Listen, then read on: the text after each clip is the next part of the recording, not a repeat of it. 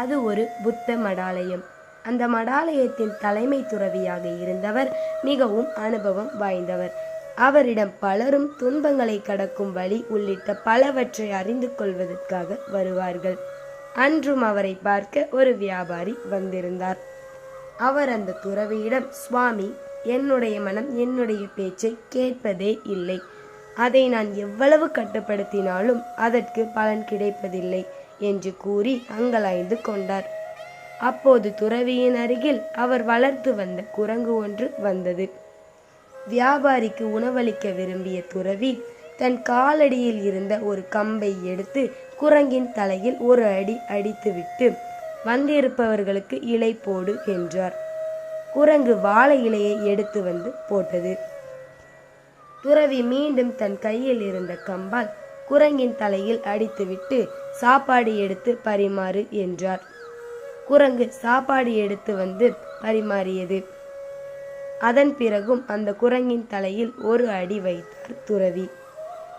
இப்போது வியாபாரிக்கு வருத்தமாக இருந்தது. துறவியிடம், சுவாமி, நீங்கள் சொல்வதை எல்லாம் அந்த குரங்கு செய்து கொண்டேதானே இருக்கிறது, பிறகு எதற்காக அதை அடித்து கொண்டே இருக்கிறீர்கள் என்று கேட்டார். ஆனால் அதற்கு துறவி எந்த பதிலும் சொல்லவில்லை. சற்றே புன்னகைத்துவிட்டு தன் கையில் இருந்த சிறிய கம்பை தான் அமர்ந்திருந்த இருக்கையின் கீழ் ஒளித்து வைத்தார். சற்று நேரம் அமைதியாக இருந்த குரங்கு இப்போது அங்கும் எங்கும் தாவியது. வியாபாரி சாப்பிட்டு கொண்டிருந்த இலையில் தன்னுடைய வாளை விட்டு ஆட்டியது. வியாபாரியின் தோளில் அமர்ந்து கொண்டு அவரது காதை பிடித்து திருகியது.